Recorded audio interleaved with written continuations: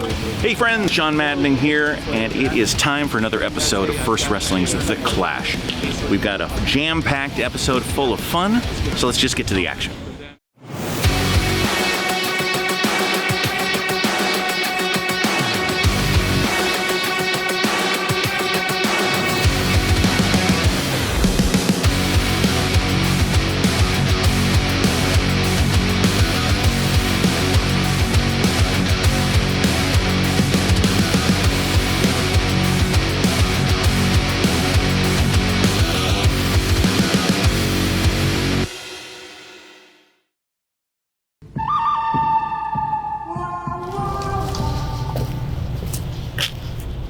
Jacked, good looking, and most certainly touched by the hand of God. I am JAH to the God be damn C. And tonight, Bryan Keith, you get the opportunity of a lifetime to rock in the Paisley Palace. First Avenue, the place that Prince made famous and the frontman JAH made relevant, with the lights on brighter for you than they have ever been. And you get cast in the latest frontman film, and on that night, tonight, you're gonna learn the hard way what it's like to be a real outlaw. And to you and everybody voting for you, dude, I'm gonna show you that this town ain't big enough for the two of us. Bryan Keith gonna take on Jossie in his first ever First Wrestling appearance. What are your thoughts going into this match? JAH-C, the perfect opponent for my first time here at First Wrestling, and I know he's gonna bring it. Just like he knows I'm gonna bring it. I'm gonna bring that Texas smash mouth style that everybody knows that I can produce. And tonight, maybe JAH-C just might be looking up at the lights. 1, 2, 3, and a loss to the bounty hunter. You heard it here first, friends. We're gonna take you to First Avenue right now as Bryan Keith takes on JAH-C.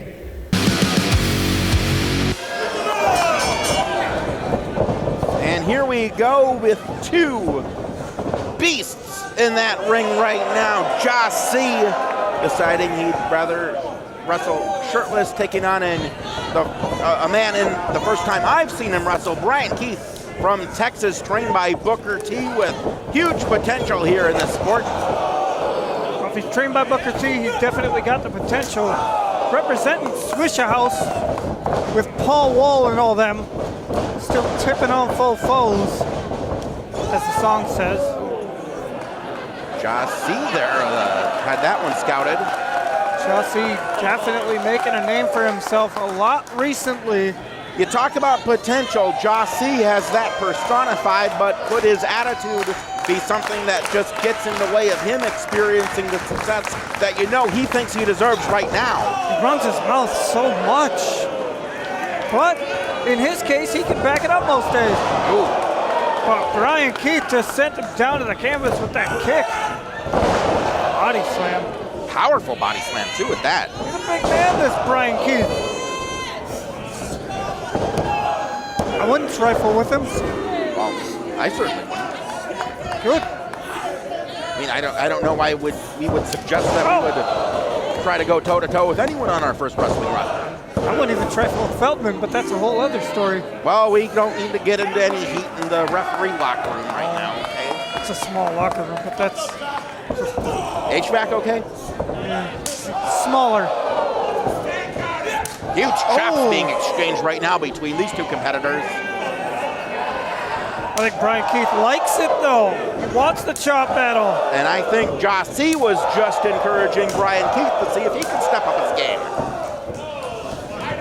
Seen recently on AEW Dark. And then the way he was running his mouth before that match that I saw, too, was something else. Oh, man. Big forearm. Good thing there's a little way there, because those two men just went crashing to the outside. Earlier on, you had mentioned, Rob Page, that there is not a lot of space between the ring and those guardrails. JAH-C showing his athleticism there. I don't think anyone would doubt what JAH-C is capable of. I just don't understand what he thinks is to be gained by just running his mouth to the extent that he does. Fame, money, followers. That's all he cares about, and wins. He loves wins, but But all the fame, followers, and all that doesn't mean anything unless you got wins, you got money, and you got title gold. And right now, JAH-C has still a ways to go before he reaches those pinnacles in First Wrestling. Not in his mind, he thinks he deserves every championship, main events, and the like. As we're going to see that chip on the shoulder continue to grow, as right now, JAH-C putting those boots to the sternum of Bryan Keith. Bryan Keith, I don't know a lot of the man, but I've heard the name a number of times, especially in the last few months. So he's definitely getting his name out there a little bit. JAH-C blocked that big kick and then... Man, elbow. Nice Sharp elbow. Very nice. Into the The cover. leg. A little bit out of the way, Clark Feldman was. JAH-C might have a little bit of a gripe there. Don't you dare try to give JAH-C another grievance for him to air.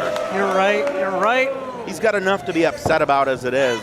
Like what? Name one more thing he has to be upset about. Well, just in his mind, of course. Oh. There's nothing actually in reality. Right. Wait a minute, roll up. Oh, what a submission move. Bryan Keith has nowhere to go. No, he really doesn't. I guess he could use those powerful legs and long limbs. JAH-C's about ready to break the arm of Bryan Keith. He's got to give it up at this point. I don't know if he does have to give it up. I think Bryan Keith has the You're right, legs. he's fighting back. I got that leg strength. He was able to flex his arm out of that maneuver while getting his leg over to the rope. Incredible resilience from Bryan Keith. Definitely put a hankering on that arm, but he got after it. JAH-C now from his feet. Just jaw-jacking the entire time. He just said, clear as day, you don't deserve to be in the same ring as me. For JAH-C to just be so dismissive of someone the caliber of Bryan Keith, I cannot comprehend what he has to gain from that mindset. Now JAH-C's not running his mouth at all because Bryan Keith teeing off with powerful forearms. All of them hitting their mark, but JAH-C still fights back, but for his efforts, faces a boot to the face. Bryan Keith off the ropes, big clothesline. Chris. Sorry?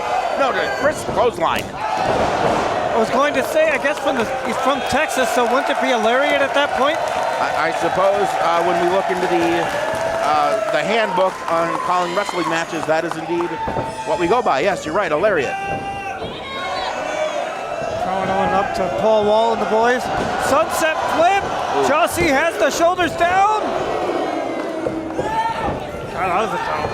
Uh-oh. Bryan Keith, beautiful exploder suplex. Can he capitalize? Well, he's going into constant momentum. Beautiful standing Uranagi. Ooh, very, very close near fall for Bryan Keith. JAH-C's headband came flying off on that Uranagi. Oh, and that's going to just cheese him off, too. That's part of his look, you know. Everything cheeses him off. You know that as well as I do.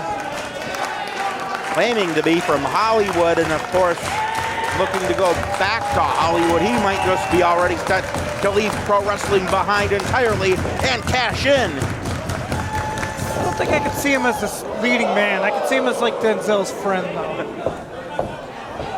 Haven't seen that movie in quite some time. What movie? Anyway. Bryan Keith now looking to go beyond the mat and up the turnbuckles with JAH-C. He's in a bad spot, JAH-C is. He's fighting out of it now, though. He was. Oh, wobbly legged up there. JAH going up top. Don't see aerial offense from JAH-C very often. That might be why. Now Bryan Keith has JAH where he wants him. Oh, no. Possibly. Could be bad for both men, Rob. Well, Bryan Keith hits it. Oh, my. Oh! My goodness! Dropped a throat thrust across that cable. Could have decapitated the man with that maneuver. Top rope. Beautiful flying forearm there. Got it hooked in real tight, and no! Had that cross-face cradle locked up, and it was not enough to score the 3 count. JAH-C visibly upset. Felt that he had a 3 count on that one. But Bryan Keith kicked out. Now Bryan Keith is still moving. How his extremities are still moving even. How he's not just gasping for air at this point is beyond me. Well, you're seeing JAH-C start to gasp for air right now. He knows that the fight that he has been in thus far and still has quite a bit left to go. He wants to defeat Bryan Keith. JAH-C showing that speed that he has, and it's continuing sneaky. to accelerate with drop kicks like that, but ooh, Bryan Keith caught him that time with that boot. Saito suplex. Bryan Keith has an opening. JAH-C isn't moving. No, he really isn't. He got doped at the back of his head. Now Bryan Keith back to a vertical base with his opponent flat down onto the canvas. Bryan Keith slowly and methodically picking JAH up. Ooh, back to the corner hard. Giving JAH enough time to get out of it. Oh! Nice enziguri. Drops Bryan Keith down to his posterior on the bottom turnbuckle. JAH-C struggling to get up though. Oh, these two have been beating the tar out of each other for 10 minutes now. This has been an absolute war. And we've seen wars already tonight. Oh, that caught him right on the butt of the chin there. Bryan Keith now in prime position to score a W. Got him up. Oh, gouges the eyes. No. Just has his fingers Clear all as up in day the eyes. two. Clark Feldman admonishing JAH-C to no He caught a avail. power bomb. 1, 2, 3. Wow. Incredible.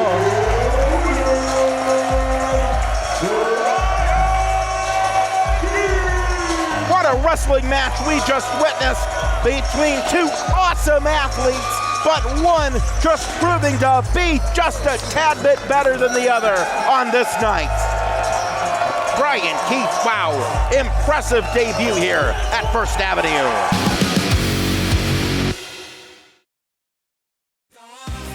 On Sunday, August 14th, First Wrestling returns to Bauhaus Brew Labs in Minneapolis for Blood, Sweat, and Beers 4, featuring the Fallen Angel Christopher Daniels, Top Flight's Dante Martin, and much more. Tickets on sale now.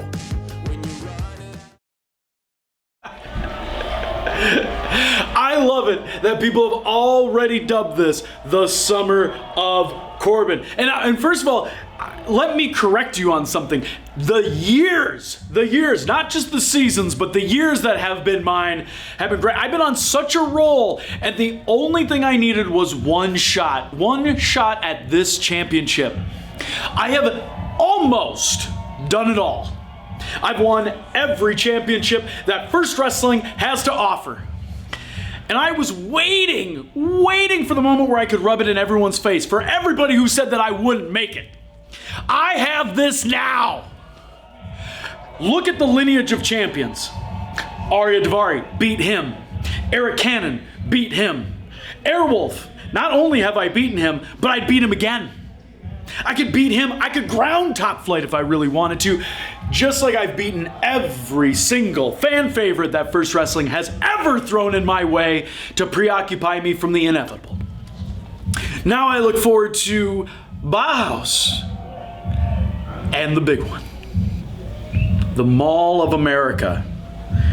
And the champ is going to walk in and walk out of the biggest show. And don't forget that the summer isn't going to end, and my year just keeps going.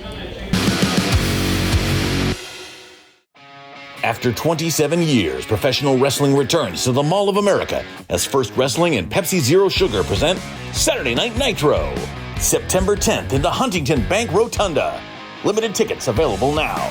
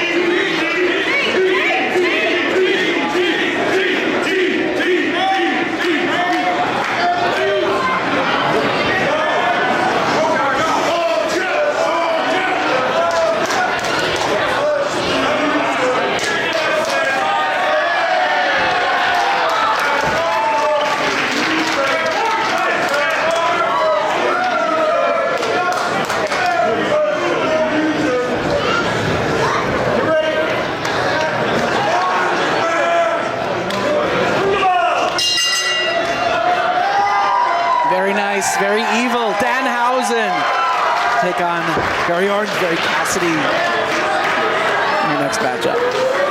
Very family show. Should be swear-free, which should ease Danhausen. Yes, no swearing is the rule. Orange Cassidy about to possibly go into Pockethausen.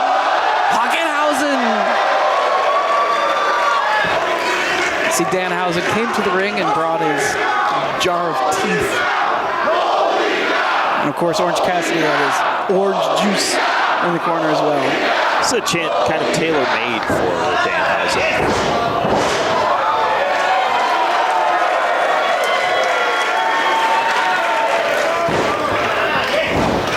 Snapmare back to his feet, hands still in the pockets.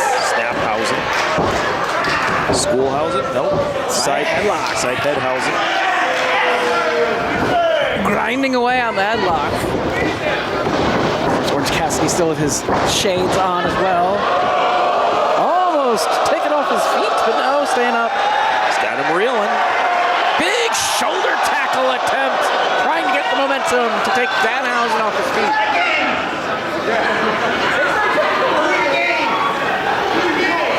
Momentum as Orange Cassidy hits the ropes. Danhausen awaiting in the center of the ring, the victim of another shoulder tackle. But Danhausen staying on his feet. High impact Hausen. Am I doing this right? I don't know that I've ever called it that. Trying to think if I have. Will we see one more time? Orange Cassidy hits those ropes. Momentum. Shoulder tackle, no. More momentum. Ducks the clothesline attempt. Dives over Tophausen. Gets drop kicked.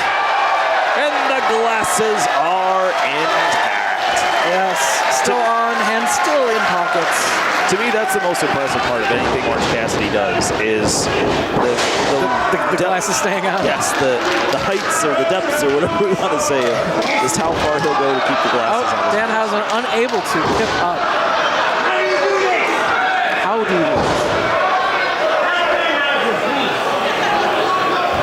Grab Handhausen. Assistance. Inside cradle.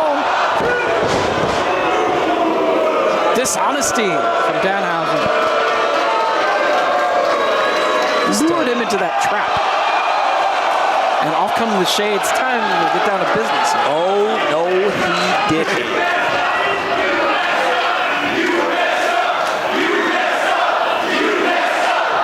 Look into his eyes. You will see no fear. Oh, big kick to the leg. And again. Trying to take out the knees of Danhausen. Avoids that kick. Danhausen one step ahead.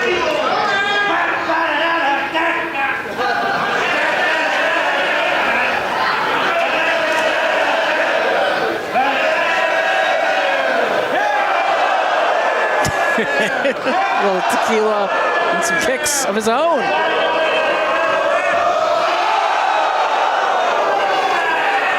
The humanity of it all.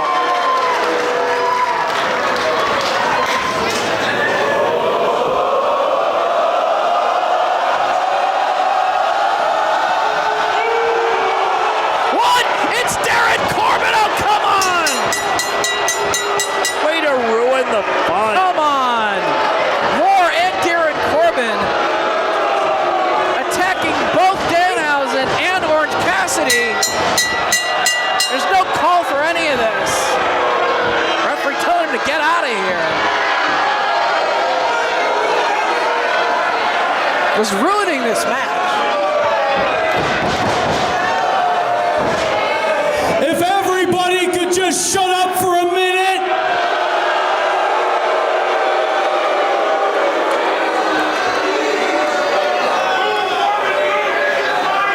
You should be thanking me. This is what's wrong with professional wrestling today. Nothing wrong with it.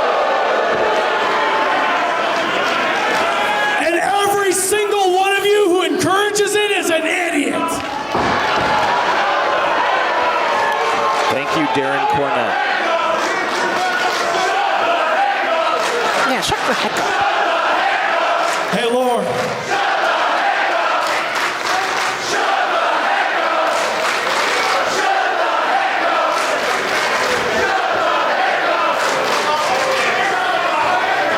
Let's eliminate this garbage ourselves. Well, that's supposed to mean. They already ruined the match, attacked both guys. Well, I guess the referee has made this an impromptu tag team match, apparently. Match between Darren Corbin and Lore versus Danhausen and Orange Cassidy. Well, wanting to send a message. Right, a little Danhausen.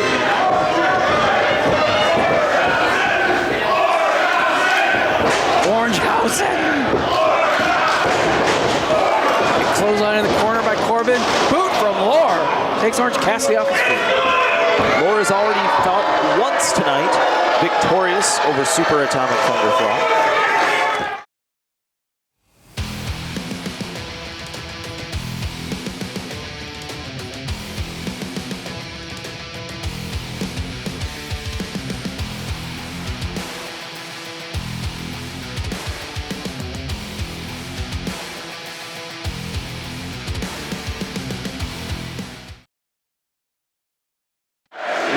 Trying to give some energy, freshly squeezed style.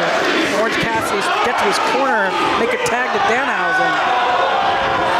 Now he's just got it look like a head in a vice. Variant of the old crush. Hey, one in, one out, let's go. One.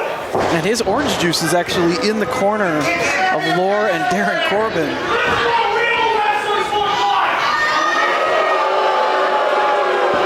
Corbin, per usual, drawing the ire of basically anyone with a conscience. Yes. Delayed vertical suplex here from Lore. Just hanging Orange Cassidy upside down. And all the blood rushing to his head. Corbin checking for altitude. Checking for wind direction. Probably checking for the opportunity to strike. Lore with the cover. But Orange Cassidy kicks out. Needs to make a tag. Danhausen has his Danhausen extended. Orange Cassidy, a lot of impact beyond just a suplex in that move. Being upside down for that long. You know, he may not have been held down to the canvas for a 3 count, but he's got a hell of a headache right now. All that blood going to the head, all that impact. Yep. Moves out of the corner. Now it looks like Corbin's going to help him stay.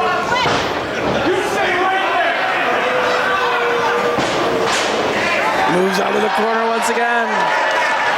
Cassidy doing what he can in the situation. Lore just drives the point of that elbow to the side of the head. Rhythmic teamwork. Precision tags. So far the advantage in this match seems to be with Lore. Maybe I spoke too soon. Seemed to be with Lore and Corbin. Leapfrog by Orange Cassidy trying to dive to make the tag. Looks a little bit short. Just a wee bit short.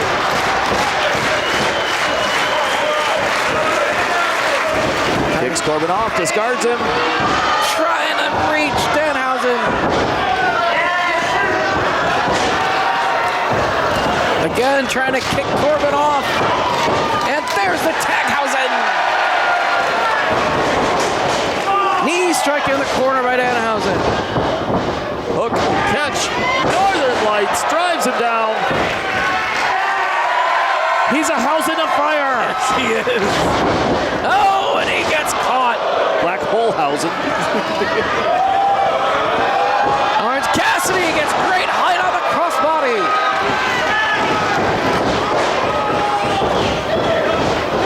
Big DDT. Corbin's eyes just rolled straight to the back of his skull. Cassidy at the advantage. Full momentum, dives and takes out Lore. Danhausen full momentum, body blocking to the top. No. Shoulder to the midsection. Yes! Suplex. Das Germanhausen. Teeth. Will the teeth come into play? And who are they extracted from? Yeah, back in as Danhausen's got those teeth. Lord puts a stop to them being utilized.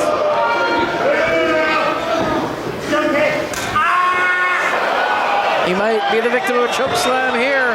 There's Orange Cassidy off the top.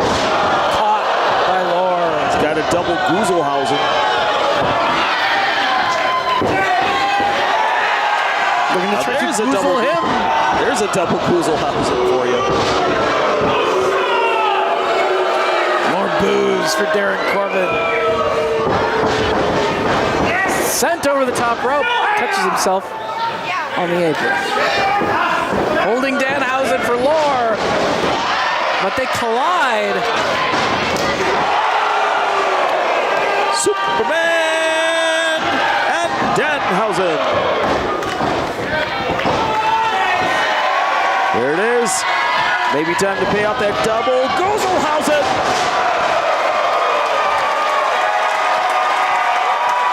What a moment in First Wrestling history. But there's Darren Corbin. Double spear.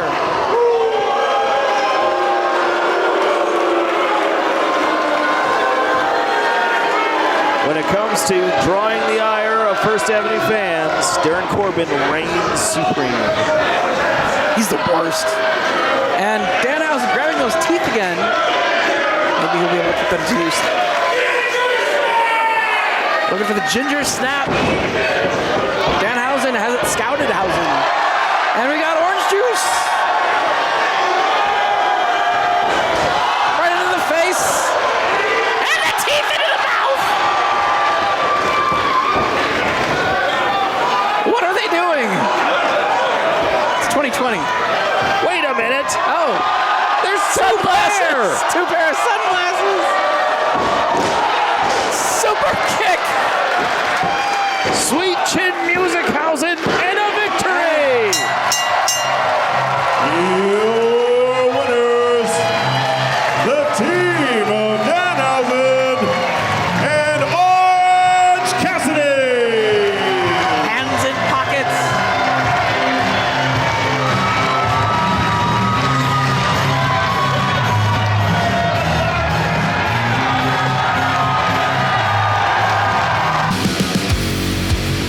Well, friends, that was our new episode of The Clash for August 2022. We will be back next month with a whole new episode filled with fun and frivolity. I'm John Maddening for everyone here at First Wrestling. We'll see you next time.